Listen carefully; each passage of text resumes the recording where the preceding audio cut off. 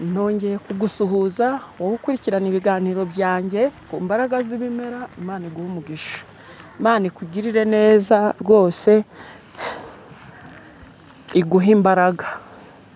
Jya wumva kuri mikoro, nitwa Beya, ndashima Imana. Uyu munsi wa none ngiye kubagezaho akantu.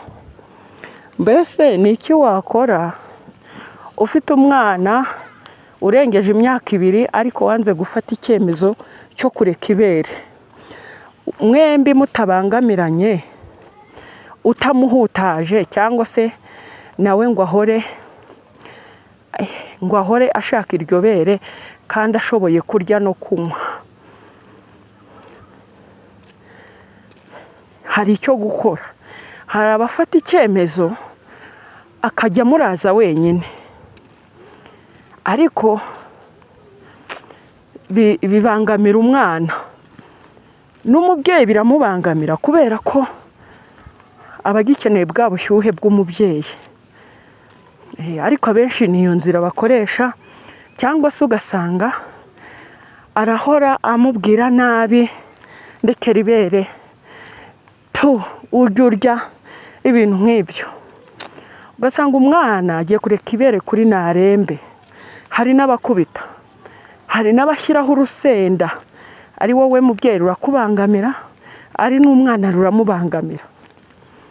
Sasa rero niki wakora ngo mwembe mufate icyemezo mwibanga, atamuhutaje, atari bimwe tubwira abana ngo turashyiraho amaziranoki, dore hariho amaziranoki ntiwonke, cyangwa se ukagenda ukavuga uti nararane n'umukozi ngewe. Oya, icyo gihe rwose uba uri mu makosa wa mubyeyi we, uba ukwiye kumenya utuntu n'utundi. Uyu munsi wa none rero nkundira nkurangira akantu ushobora gukora kandi k'ubwenge. Arega Imana yaremye ibintu ngo bidufashe, ntabwo Imana yabiremye kugira ngo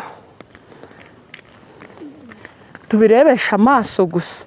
Buri kimwe cyose gifite umumaro, buri kimwe cyose gifasha umuntu.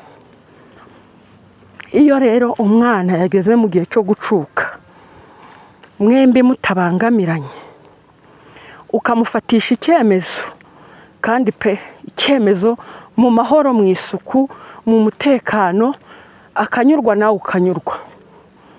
Ndavuga wa mwana warengeje imyaka 2, bamwe bafite imyaka 2 n'igice, 3, kureka ibere byaramunaniye rwose. Kumufatisha icyemezo, umwana nk'uwo mumusubirikanya, mutukana, umva biba bigoye. Hari n'ushyiraho ibyo bikangisho, akagenda akazana amazi akabyoza, akongera konka. Noneho hari n'abo biba bya nabi, akareka ibiryo, akumva ibiryo ntacyo bimubwiye, akumva yakitungirwa n'akabere, kandi bibangamira umubyeyi.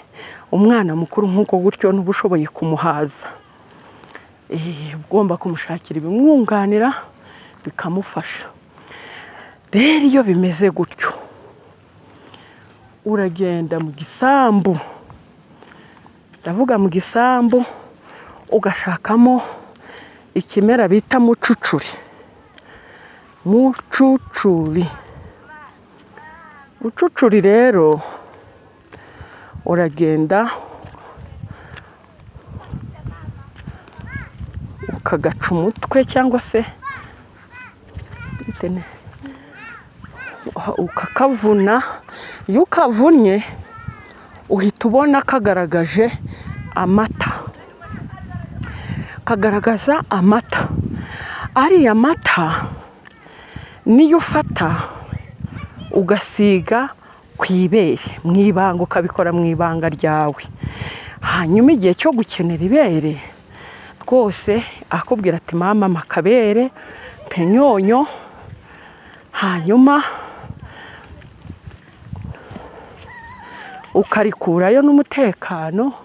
Wamara kurikurayo n'umutekano ukamuhereza akonka. ahita yumva ibintu byahindutse, ibyari amashereka byazanye ibibazo, nuko akafata icyemezo rwose mu ibanga. Ako gati ni ingenzi, ikinyabutabire kibamo rwose gituma umwana acuka ku idembe. Murakoze, Imana ibahe umugisha. Wowe uri